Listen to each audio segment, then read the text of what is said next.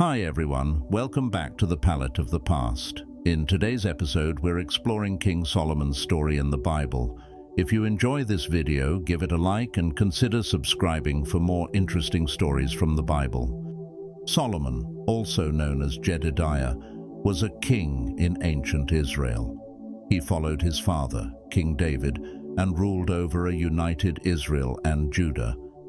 According to the Hebrew Bible and the Old Testament, Solomon was the second to last king in this combined kingdom. Historians estimate that he ruled from around 970 to 931 BCE.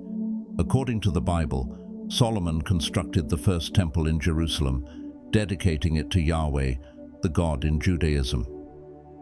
Solomon is depicted as a wealthy, wise, and powerful ruler.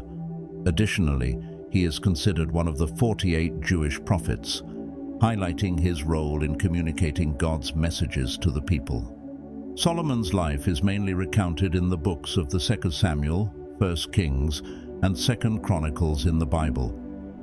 His two names, Solomon and Jedediah, carry significant meanings. Solomon means peaceful, reflecting the desire for peace in his reign, and Jedediah means friend of God, suggesting a special relationship with the divine. Both names are considered to foretell the nature of his rule, emphasizing themes of peace and a close connection with God.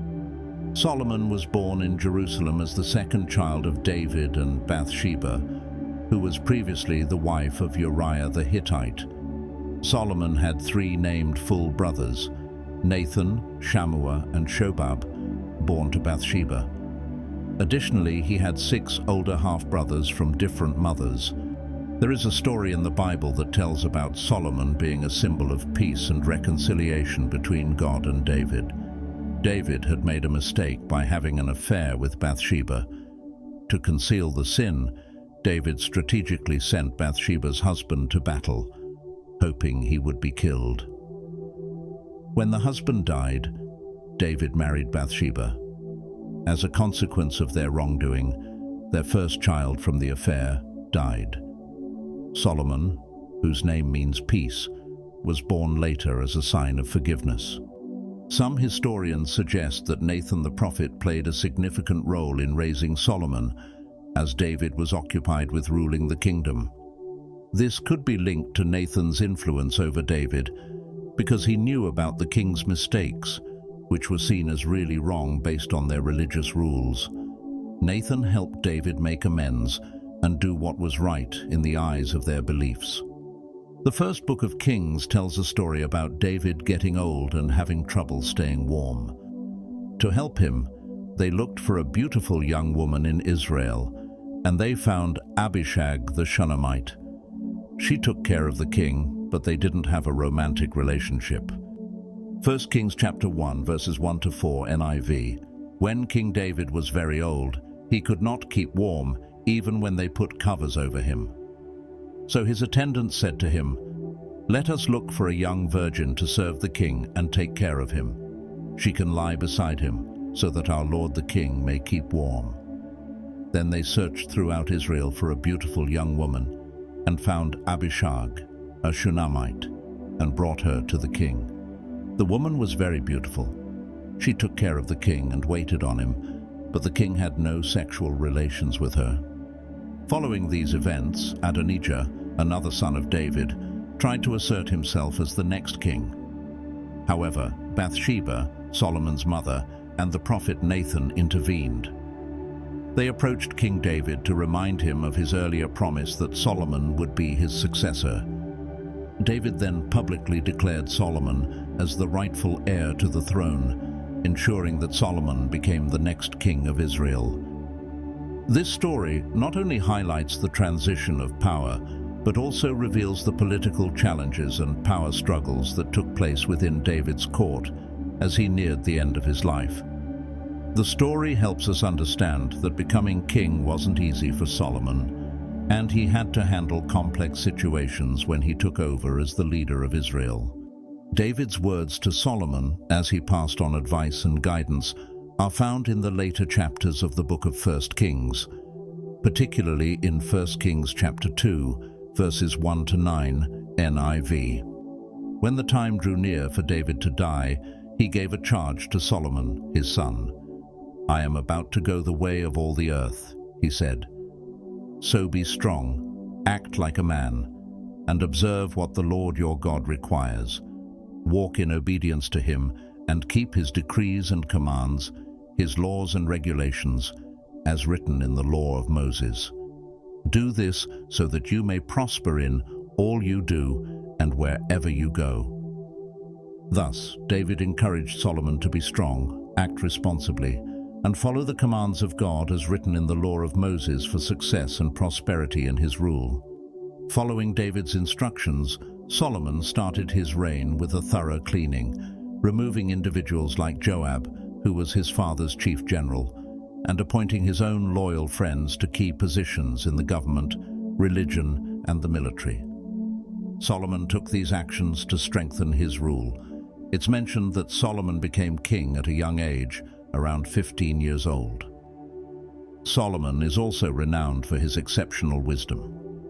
According to the account in 1 Kings, Solomon made a sacrifice to God, and in return, God appeared to him in a dream. During this divine encounter, God asked Solomon what he desired. Instead of requesting personal benefits like a long life or the defeat of his enemies, Solomon humbly asked for wisdom to rule and guide his people more effectively. God was pleased with this selfless request and granted Solomon not only wisdom, but also promised him unparalleled wisdom. The account of Solomon's request for wisdom is found in 1 Kings chapter 3, verses 5 to 14 NIV. At Gibeon, the Lord appeared to Solomon during the night in a dream, and God said, "Ask for whatever you want me to give you." Solomon answered, "You have shown great kindness to your servant, my father David, because he was faithful to you and righteous and upright in heart. You have continued this great kindness to him and have given him a son to sit on his throne this very day. Now, Lord my God, you have made your servant king in place of my father David, but I am only a little child and do not know how to carry out my duties. Your servant is here among the people you have chosen, a great people, too numerous to count or number. So give your servant a discerning heart to govern your people and to distinguish between right and wrong, for who is able to govern this great people of yours?" The Lord was pleased that Solomon had asked for this. So God said to him, "Since you have asked for this, and not for long life or wealth for yourself, nor have asked for the death of your enemies, but for discernment in administering justice, I will do what you have asked. I will give you a wise and discerning heart, so that there will never have been anyone like you, nor will there ever be." Thus, this event is a key moment in the biblical narrative, highlighting Solomon's humility and his desire for the well-being of his kingdom. However, perhaps the best-known story of his wisdom is the judgment of Solomon, found in 1 Kings chapter 3, verses 16 to 28 NIV.